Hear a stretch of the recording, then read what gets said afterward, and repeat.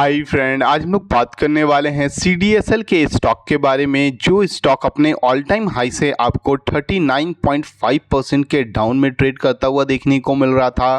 Finally आपको इस stock में काफ़ी अच्छा रिवर्सल आता हुआ देखने को मिल चुका है।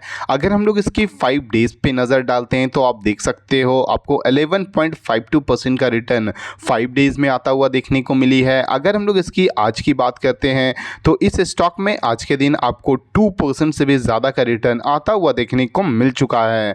आज की इस वीडियो में हम लोग बात करने वाले हैं कि क्या आपको इस स्टॉक में इन्वेस्ट करना है या इसे अवॉइड करना है। सबसे पहले हम लोग कंपनी के फाइनेंशियल पे नज़र डालने वाले हैं, उसके बाद इसके चार्ट पे चल के समझने वाले हैं कि इस स्टॉक में आपको कहां तक का टारगेट आता हुआ देखने को मिल सकती है।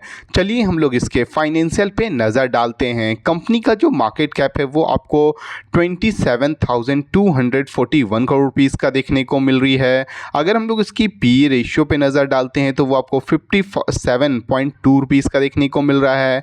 ROCE की बात करते हैं तो 42% का, और कंपनी का जो बुक वैल्यू है वो आपको 83.4 रुपीज़ का देखने को मिल रही है। ROE की बात करते तो 32.7% का देखने को मिल रही है। अगर हम लोग इस कंपनी के क्वार्टरली रिजल्ट्स पे नज़र डालते हैं तो आप देख सकते हो कंपनी का जो सेल्स है वो आपको क्वार्टर ऑन क्वार्टर बेसिस पे थोड़ी सी डिक्लाइन आता हुआ देखने को मिली है।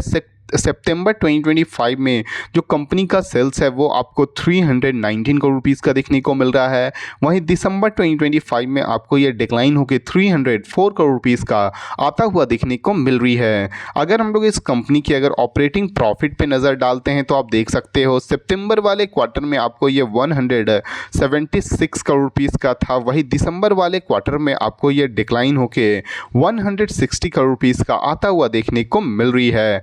कंपनी आपको कहीं ना कहीं क्वार्टर ऑन क्वार्टर बेसिस पे नीचे जाता हुआ देखने को मिल रहा है। कंपनी का सेल्स भी आपको डिक्लाइन होता हुआ देखने को मिल रही है, और कंपनी का जो प्रॉफिट है वो भी डिक्लाइन होता हुआ देखने को मिल रही है। अगर हम लोग इस कंपनी के प्रॉफिट एंड लॉस स्टेटमेंट पे नज़र डालते हैं ईयर ऑन ईयर बेसिस पे तो आप देख सकते हो कंपनी का जो सेल्स आपको मार्च 2024 में 812 करोड़ रुपीज़ का था। वहीं मार्च 2025 में आपको ये बढ़ के 1082 करोड़ रुपीज़ का होता हुआ देखने को मिल रही है। कंपनी की अगर हम लोग ऑपरेटिंग प्रॉफिट पे नज़र डालते हैं तो मार्च 2024 में आपको ये 488 करोड़ रुपीज़ का था। वही मार्च 2025 में आपको ये बढ़ के 625 करोड़ रुपीज़ का होता हुआ देखने को मिल रहा है। कंपनी का सेल्स भी आपको बढ़ता हुआ देखने को मिल रहा है, और कंपनी का ऑपरेटिंग प्रॉफिट भी आपको बढ़ती हुई देखने को मिल रही है। अगर हम लोग इस कंपनी के बैलेंस शीट पे नज़र डालते हैं तो आप देख सकते हो कंपनी का जो इक्विटी कैपिटल है वो आपको मार्च 2024 में आपको ये 104 करोड़ रुपीज़ का था। वही मार्च 2025 में आपको ये बढ़ के 209 करोड़ रुपीज़ का होता हुआ देखने को मिल रहा है। कंपनी का जो रिजर्व है वो भी आपको बढ़ता हुआ देखने को मिल रही है, जो मार्च 2024 में आपको ये 1359 करोड़ रुपीज़ का था। वही मार्च 2025 में आपको ये बढ़ के 1551 करोड़ रुपीज़ का होता हुआ देखने को मिल रही है। कंपनी पे जो अगर हम लोग बोरोइंग की बात करते हैं कि इस कंपनी पे कितना कर्ज है तो आप देख सकते हो मार्च 2024 में कंपनी पे जो 1 करोड़ का कर्ज था, वही मार्च 2025 में आपको यह बढ़ के 3 करोड़ रुपीज़ का होता हुआ देखने को मिल रही है। किसी भी कंपनी का जो बोरिंग है, जो कर्ज है वो बढ़ती है तो कंपनी के लिए थोड़ी सी नेगेटिव न्यूज़ मानी जाती है। वहीं पे किसी भी कंपनी का जो रिजर्व बढ़ता है वो कंपनी के लिए काफ़ी बड़ा पॉजिटिव न्यूज़ माना जाता है। वहीं पे कंपनी का जो इक्विटी कैपिटल है वो भी आपको बढ़ती हुई देखने को मिल रही है। अगर हम लोग इस कंपनी के शेयर होल्डिंग पैटर्न पे नज़र डालते हैं तो आप देख सकते हो कंपनी का जो प्रोमोटर का जो होल्डिंग है वो दिसंबर 2025 के अकॉर्डिंग आपको 15% का देखने को मिल रहा है। फॉरेन इन्वेस्टर की अगर हम लोग बात करते हैं तो ये आपको 12.40% का, डोमेस्टिक इन्वेस्टर की अगर हम लोग बात करते हैं तो ये 15.12% का, और पब्लिक की होल्डिंग की अगर हम लोग पे नज़र डालते हैं तो आपको ये सबसे ज़्यादा आपको 57.49% का देखने को मिल रहा है।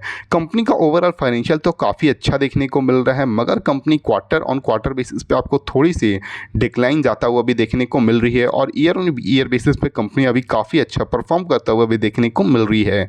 चलिए हम लोग इसके चार्ट पे चल के समझते हैं कि इस स्टॉक में आपको कहां तक का टारगेट आता हुआ देखने को मिल सकती है।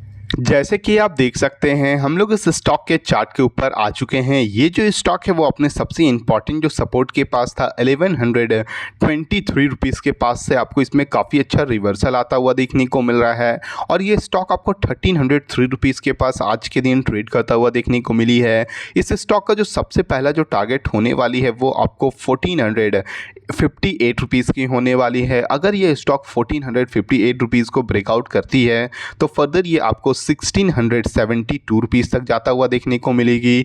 अगर ये 1672 रुपीज़ को भी ब्रेकआउट करती है तो फर्दर आपको ये अपने जो ऑल टाइम हाई है वो आपको 1984 रुपीज़ तक भी आता हुआ देखने को मिल सकती है। अगर आपको इस स्टॉक में अगर 1458 रुपीज़ से अगर रिवर्सल लेती है तो फर्दर ये आपको स्टॉक 1123 रुपीज़ तक भी आता हुआ देखने को मिल सकता है। अगर आप इस स्टॉक में इन्वेस्ट करने के बारे में सोच रहे हो तो बिल्कुल कर सकते हो, क्योंकि ये स्टॉक आपको शॉर्ट टर्म में और लॉन्ग टर्म में आपको काफ़ी अच्छा रिटर्न बनाता हुआ देखने को मिल जाएगी। ये जो वीडियो वो केवल एजुकेशन पर्पस के लिए है। अगर आपको इस वीडियो से थोड़ी भी वैल्यूबल इन्फॉर्मेशन मिली हो तो प्लीज़ वीडियो को लाइक और चैनल को सब्सक्राइब करना ना भूलें। Thank you.